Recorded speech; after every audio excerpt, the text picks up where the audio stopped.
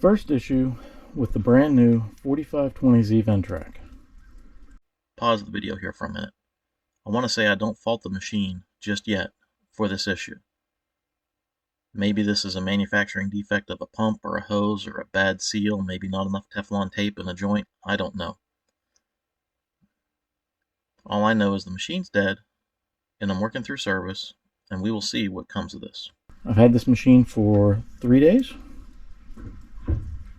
Delivered Wednesday, today is Monday. Issue came up on late in the day Friday after dark. I was trying to mow my hillside up over there, and it was just impressing the crap out of me how well it was working. But then I noticed, you can see in the rain, all the bubbles. This is hydraulic oil. Oil and water don't mix, so you end up with the bubbles all over down here. Cannot find, see there's oil down here, you can see the bubbles again. Cannot figure out why a brand new machine with all of, I think I'm up to 2 hours, 2.4, something like that, hours, has hydraulic issue. Called up, well, back up a little bit. I checked my fluid level,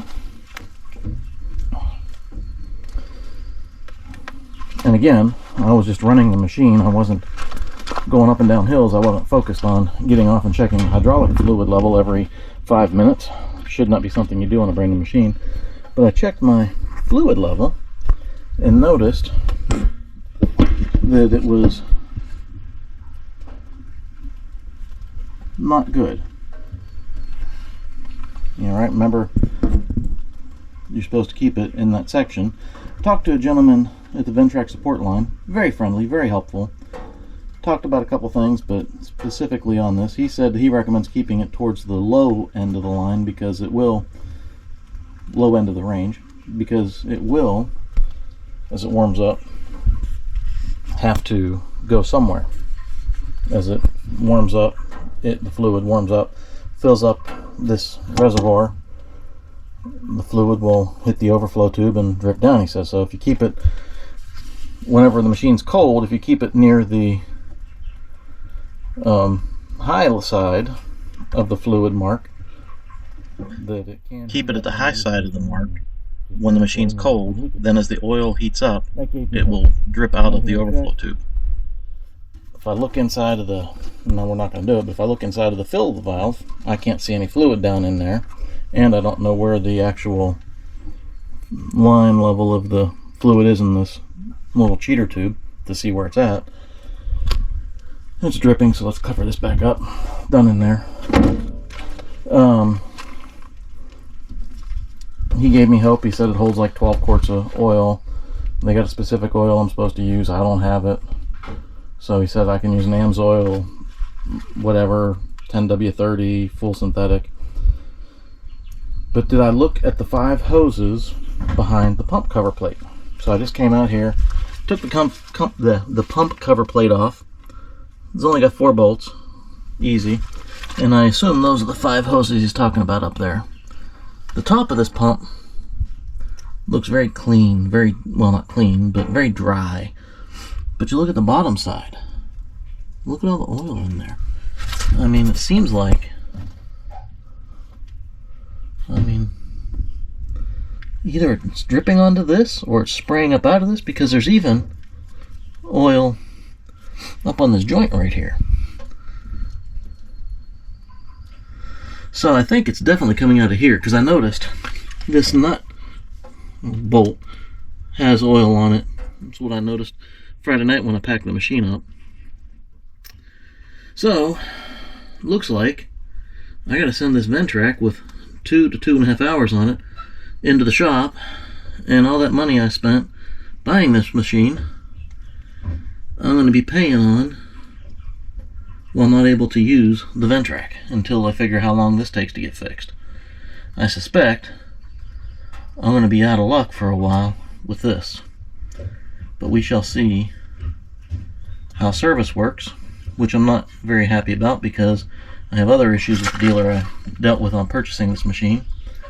So I'm hoping the service department is easier to interact with than the sales department. And that's where we stand. Brand new 4520Z, dead in the water.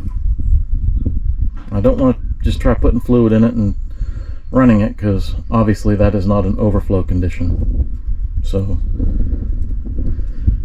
now to start the first round of testing the support model that Ventrac has.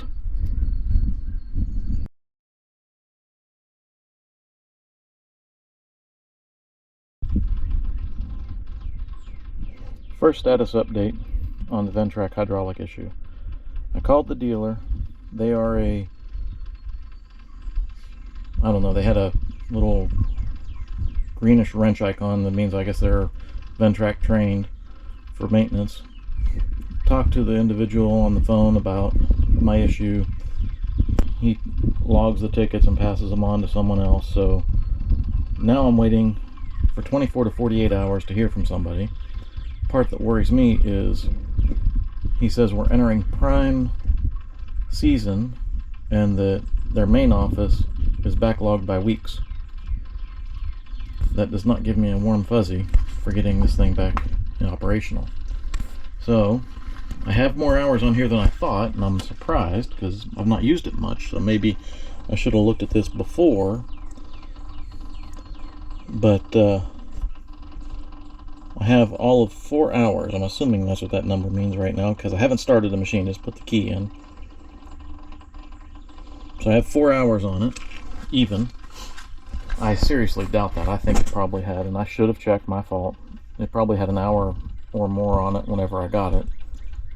Because like I said, when I got the machine, I took it up and down that hill one time to make sure the tough cut worked, and it did what I thought it was going to do. Got the power rake connected up. Messed on my driveway there a little bit.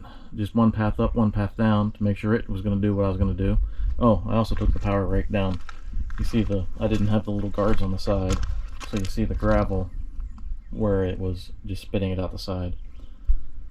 So that was, and then I hooked and unhooked the attachments a couple times just to make sure that I could do it while the salesman that was delivering this machine to me was here. I wanted to make sure I could use it. So that was maybe an hour, hour and a half of initial delivery time and him going over how to do things, and I mean, that part went well. Let me turn this machine off. I don't like that clicky noise. My assume is that's a pump trying to do something.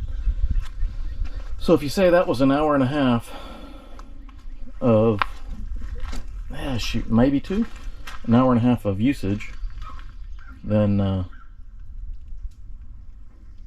still gives me 2.5 hours of mowing. I didn't do that much. I just did that one little section over there. So it had to have hours on it whenever I got it. Because all I did is that one little section you can see over there that's a different pattern than both sides of it. Up and down that hillside over there, maybe 10 ups, 10 downs. And I was going slow because I wanted to be safe. I've never used a Ventrac before. And that hill, this little slopey indicator guy, did its job and beeped a nice loud, annoying, piercing sound in my ear as I was hovering between 17 and 26 degrees.